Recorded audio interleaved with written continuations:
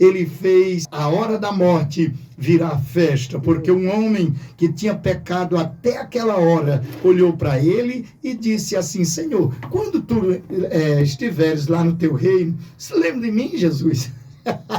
Jesus disse: hoje tu estarás comigo no paraíso. Então é paraíso. Até mesmo o Calvário se torna paraíso se Jesus estiver lá. Bênção, bênção, bênção mesmo. Quero aproveitar e mandar a paz do Senhor para todos os nossos irmãos que estão nos ouvindo aí no posto agrícola, onde Deus me deu a graça de estar ali, morar, e também ter ali um programa radiofônico. Primeiro começou com os radinhos e agora com os fones, né? Em cima da igreja, megafones, e agora para todo o Brasil, ao vivo e a cores, através da Rede Mundial de Computadores. O canal é PR Cícero Silva, O Cego Quer Ser Águia. No YouTube, O Cego Quer Ser Águia. YouTube, O Cego Quer Ser Águia. Quando você diz o cego quer ser águia, aí já aparece o cego de Jericó, né? O cego que dirige uma igreja em Jericó. Então é o cego de Jericó, não é o cego de Jericó, não. Mas eu quero que você se inscreva neste canal e nos dê a tua audiência todos os dias de 10 a 11 da manhã, Voz da Assembleia de Deus também. Agora, vamos à palavra e mandando a paz do Senhor para todos os irmãos aí do posto agrícola que estão ligadinho conosco na Rádio Brasil FM, o programa Jesus Minha Esperança, evangelista Geraldinho, que não está aqui hoje, né? Está viajando, mas estamos aqui procurando levar ao ar a palavra do Senhor, porque manda quem pode, obedece quem tem juízo.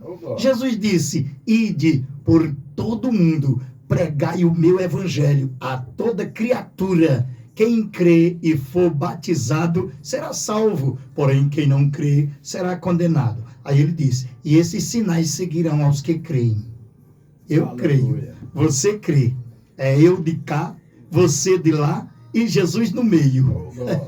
E aquele que está no meio pode, sabe, tem, quer, faz, realiza, porque dele é o querer e o efetuar. É ele quem é, quem pode, quem sabe, quem tem, quem quer. É ele quem realiza. E por isso tudo de bom pode acontecer nesta tarde. Por quê? Porque ele está no nosso meio.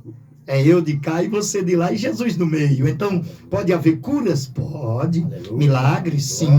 Prodígios? Sim. Maravilhas? Libertação, salvação, unção, batismo no Espírito Santo, proteção de Deus para a tua família? Pode. A senhora que está preocupada, troque a preocupação pela ocupação de orar, de buscar a Deus, de consagrar a sua vida, de dizer: Jesus, tu és meu, eu te abraço agora, abraçando o teu evangelho. Por isso, hoje, tudo de bom pode acontecer. Vamos à palavra de Deus. Vamos à palavra de Deus.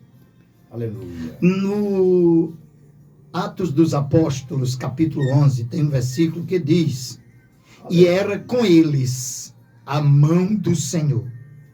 E era com eles a mão do Senhor. Então, olha só, era com eles. Quem era eles? Eram os apóstolos. Jesus já tinha ido para a glória. A mão do Senhor era com Jesus. Tudo de bom estava acontecendo. Jesus estava ali. Então, por isso, agora Jesus tinha subido. Antes de Jesus subir ao céu, ele disse: eu vou. E se eu não for, o Consolador não virá. Eu vou para o meu Pai. E entendam uma coisa: quando eu for, virei outra vez, vos levarei para mim mesmo. Mas Jesus disse: se eu não for, o Consolador não virá. Eu irei e enviarei o Consolador, que estará convosco todos os dias, até a consumação dos séculos. O Consolador é o Espírito Santo. O Espírito Santo entre os apóstolos, os apóstolos passaram a pregar o evangelho que Jesus pregou. Os apóstolos passaram a pregar a palavra de Deus como Jesus pregava. Os apóstolos continuaram a viver em santidade, como Jesus ensinou. E com eles estava o Espírito Santo, que estava sobre Jesus, que desceu naquele dia do batismo em água de Jesus. O Espírito Santo desceu sobre ele em forma de uma pombinha que pousou sobre a cabeça de Jesus. O Pai falou desde os céus, dizendo: este é o meu Filho amado, nele eu tenho prazer. E quando naquela hora Jesus estava sendo batizado, ainda tem gente que diz que não tem o Pai, o Filho, o Espírito Santo. O Pai falou desde os céus e disse: esse é meu Filho amado, eu tenho prazer nele. Então o Espírito Santo estando conosco, isto fez com que, depois que Jesus subiu aos céus, os discípulos estavam todos reunidos no mesmo lugar, Atos capítulo 2. De repente foi visto por eles um som, foi ouvido um som veemente, impetuoso, como de um vento veemente, impetuoso, que pousou sobre a casa em que eles estavam assentados, e todos foram cheios do Espírito Santo, quando viram as labaredas, línguas de fogo repartidas sobre cada um deles, e todos começaram a falar noutras línguas, conforme o Espírito Santo lhes concedia que falasse. A mão do Senhor conosco, olhe só o que é a informação de quem é o Senhor. Segundo, o poder do Senhor está com quem tem esta informação e segue a informação, que é o Evangelho. Terceiro, o poder de Deus atua na vida destas pessoas, como atuou na vida de Jesus Cristo. Porque Jesus, o Espírito Santo conosco, é o poder de Deus conosco. A mão do Senhor que não está encolhida. Então aqui está, a mão do Senhor passou a ser com os apóstolos. Lembra-se que Pedro, até aquela hora, até o momento do Pentecoste, Pedro tinha sido respondão, Pedro tinha sido teimoso, Pedro tinha sido desobediente, Pedro tinha sido medroso, nervoso, problemático, ora era neurastênico. Pedro era aquele colérico, sanguíneo, terrível ali, que puxava a espada, puxava a peixeira e dizia: eu vou resolver o problema agora. A Bíblia diz que um dia chegaram para prender Jesus, Pedro puxou, meteu-lhe mão da peixeira e jogou com tanta força, com a sua mão, que é o servo do sumo sacerdote, se abaixou. E disse, ele estava dizendo: nós vamos prender Jesus. Mas na hora que ele viu alumiando para o lado dele, ele se abaixou, cortou a orelha. O negócio era afiado. Era fácil, era sério, era fácil de resolver, dizia Pedro. Mas agora ele é cheio do Espírito Santo. Ele agora, a espada não era mais aquela que corta a orelha de ninguém. Não, aquela não cortava a orelha de ninguém. Mas ela fazia o ouvido ouvir. Ela fazia o aleijado andar. Ela fazia o problema desaparecer. Era a espada de Deus chamada de Evangelho, Palavra de Deus, Bíblia Sagrada, calibre 66, que nunca erra, acerta no coração, acerta no coração. E quando ela acerta, que a pessoa permite que ela entre dentro do coração, em vez de matar, a do mundo mata, mas a do Evangelho dá vida. A do mundo fere, a do Evangelho sara.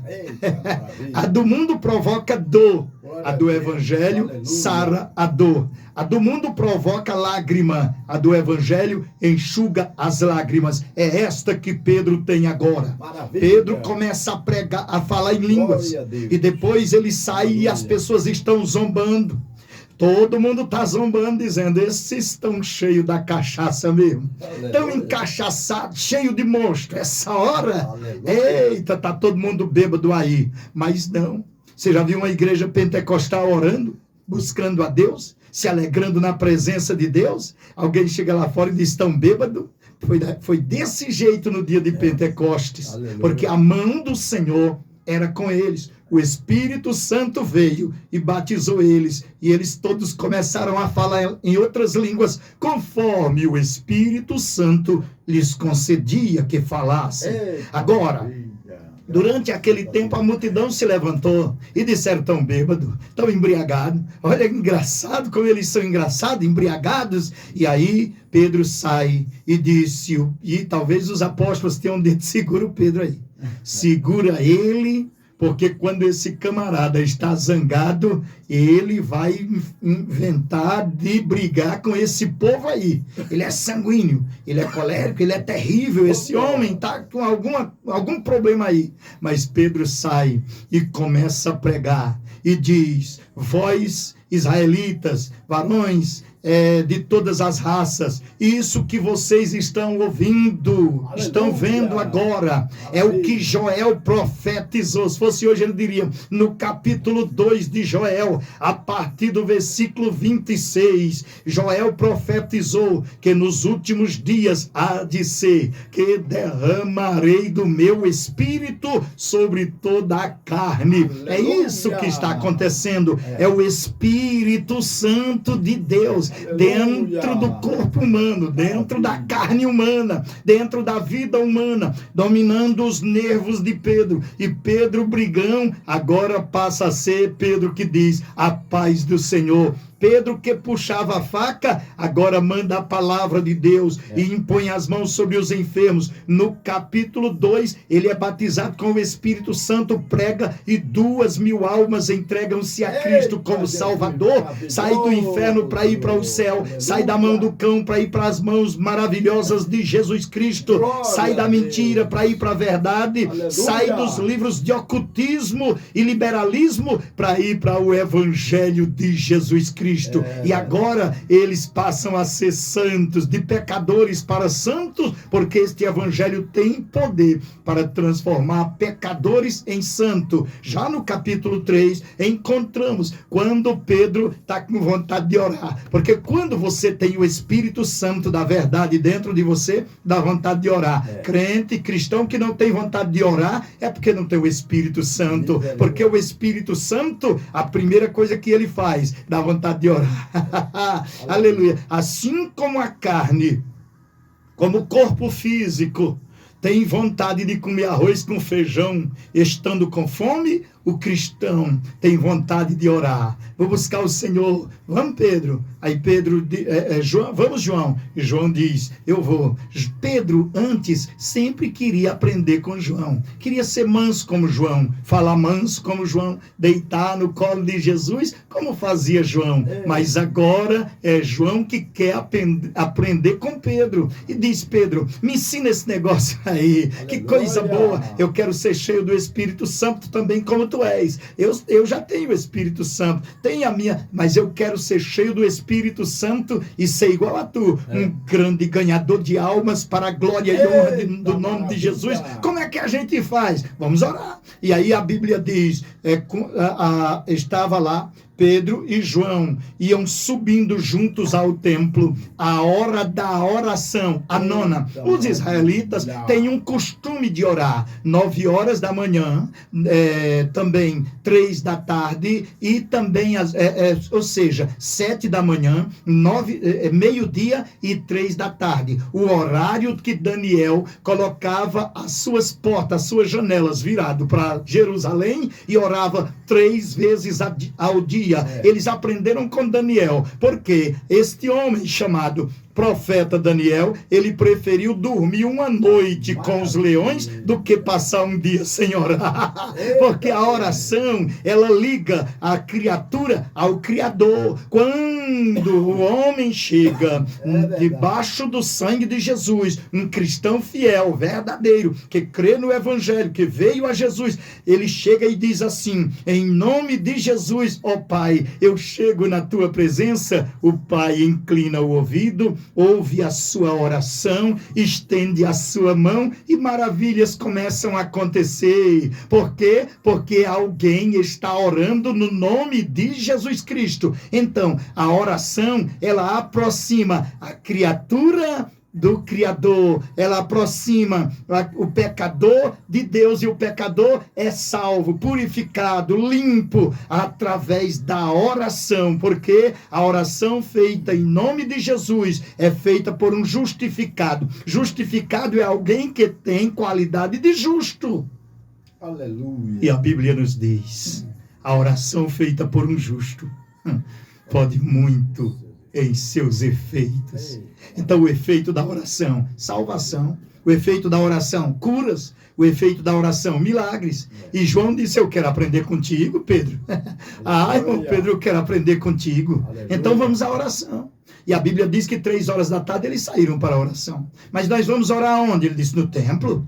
A oração no templo. Existem 2 tipos de oração. Aprendemos com os apóstolos a orar no templo. Aprendemos a orar nos montes. Aprendemos a orar na casa de Deus. Aprendemos a orar com Jesus dentro dos nossos aposentos. Existe a oração de dentro dos aposentos. Dentro dos aposentos significa dentro do quarto. Existe oração que só você e Deus. É um segredo teu com o teu Deus. É um segredo teu com o maravilhoso Deus. Então Jesus diz, quando fores orar, entra no teu quarto, fecha a tua porta, ora ao teu pai que está em secreto, ele vai ver e vai te recompensar. Glória a Deus. Entenda uma coisa, tem muita gente que tem interesse em tudo, está interessado em querendo a riqueza do rico, está interessado em ganhar algo, está interessado em aplausos. Você deve estar interessado e, por interesse, você entrar na presença do teu Deus, porque Ele tem muito para te dar. Basta você pedir, porque Ele te ama muito, muito, muito, muito, muito. Agora, quando a Bíblia diz, estava sobre eles a mão do Senhor, que era com eles, significa, Pedro agora vai, ele e João, e o resultado da oração chega antes mesmo deles orarem, porque antes de entrarem no templo, na porta formosa do templo, está um homem, coxó, quer dizer, as suas pernas estavam ali encriquilhadas, como a gente diz aqui, estava ali fininha, quase não podia com seu corpo, não podia mesmo, ele era aleijado desde a infância, mas, olha só, certamente algum tipo de paralisia infantil ele tinha sofrido, e era colocado todos os dias ali pelos seus familiares, para estar pedindo esmola aos que entrassem no templo, porque quem vai para o templo está pensando em Deus, quem vai para o templo está pensando no amor, né? Quem vai para o templo está pensando em fazer algo bom para alguém. Então, estava ali, ele sentado, dá uma esmolinha, pelo amor de Deus. Se aproxima Pedro e João. Tem algum dinheiro aí, João? Tem ou não? Algum dinheiro aí? Não temos não. Acho que o que nós tínhamos, Judas levou tudo, mas Pedro olha para ele. E que lição João aprendeu ali? Pedro olha para o aleijado encoxozinho ali e diz, meu amigo, nós não temos prata nem ouro, mas o que tenho, isto te dou. Em nome de Jesus Cristo, levanta e caminha.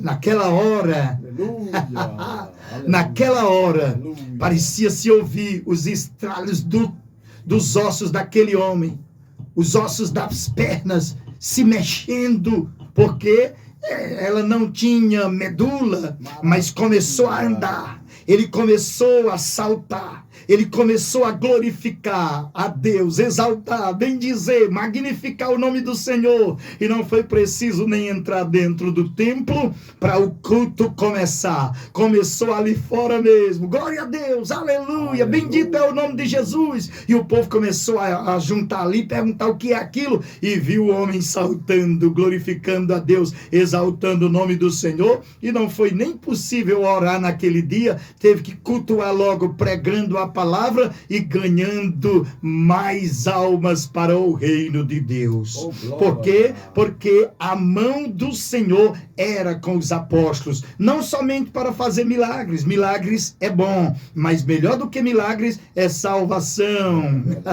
Aleluia. Prosperidade é bom, mas melhor do que prosperidade é salvação.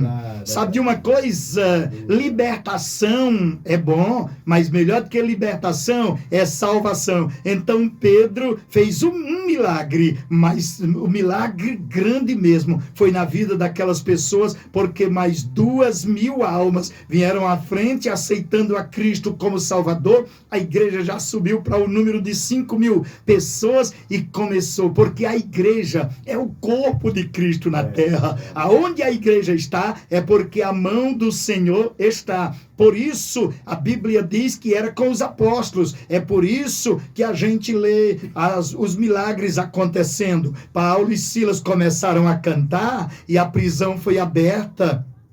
A Bíblia nos diz que eles começavam, a Bíblia diz que Pedro passou em certo lugar e ia passando certamente numa calçada e os aleijados impedindo esmola, alguém cego com problema, a sombra dele refletia no sol e naquela pessoa, a sombra de Pedro curava os enfermos. Agora, isso é bom, cura é bom, saúde é bom, mas mais do que isso, salvação. Quando ele pregava, milhares de pessoas aceitavam a Cristo como Salvador. Agora entenda, a Bíblia toma a palavra e diz assim no livro do profeta Isaías, lá atrás, já profetizando, a Bíblia já dizia assim, eis que Isaías 55, a mão do Senhor não está encolhida para que não possa salvar, e nem os ouvidos do Senhor está agravado para não poder ouvir. Então, ao contrário, as palavras diz assim, a mão do Senhor está estendida para te salvar, o ouvido do Senhor está inclinado para poder ouvir as tuas orações. Então, meu amigo, você que está aí, sabe de uma coisa? Quem sabe você está enfermo? Viemos trazer o Evangelho. Evangelho significa boas notícias. Temos boas notícias para você. Jesus Cristo te cura. Aleluia, Deus. Quem sabe você está com depressão, que é doença na alma, que não tem médico nenhum que consiga curar. Tem que ir para o psicólogo, alguém que estuda o psique, e é colocado, é passado algum remédio, alguma coisa, para a pessoa se acalmar e tudo. E você já foi para o médico, já tomou o remédio, não teve jeito, aquela tristeza na alma continua. Entenda uma coisa, nós viemos trazer uma palavra de Deus para você, chamada Evangelho da Salvação. Jesus Cristo te dá alegria. Oh, glória. Aleluia. Viemos trazer uma palavra para você chamada Evangelho. Isto é a mão do Senhor estendida sobre a sua vida, porque a mão do Senhor não está encolhida. Ela pode salvar nesta hora. E salvação, sabe o que é salvação? É um pacote completo com tudo de bom que você tem direito, porque Jesus conquistou esse direito para você lá no Calvário. Agora, você pergunta, pastor, mas me diga uma coisa, quanto eu tenho que pagar? Bem, o pagamento é este. Primeiro, você entrega-se a Cristo, recebendo Ele como Salvador de tua vida. Glórias a Deus. Não deixa eu passar do tempo aqui não, porque aqui é como fogo de... aquele fogo de lenha, depois de pegar e vai longe. Tem 15 minutos. Aleluia, glória a Deus. Glória a Jesus. Então você que está ouvindo esta programação, você pode entregar a sua vida nas mãos de Jesus. E entregar a tua vida nas mãos de Jesus é saber que a mão do Senhor, que era com os apóstolos, quem é esta mão hoje? Está com quem? Com o Evangelho apostólico. E o Evangelho apostólico é o Evangelho que Mateus, Marcos, Lucas e João pregaram, que Pedro pregou. O evangelho que Maria pregou depois da crucificação e ressurreição de Jesus, Maria pregou este evangelho. O evangelho que os santos apóstolos pregaram. O evangelho que os santos ao longo do tempo pregou e hoje ainda está sendo aberta a Bíblia Sagrada e a palavra diz: eis que a mão do Senhor não está encolhida para que possa salvar.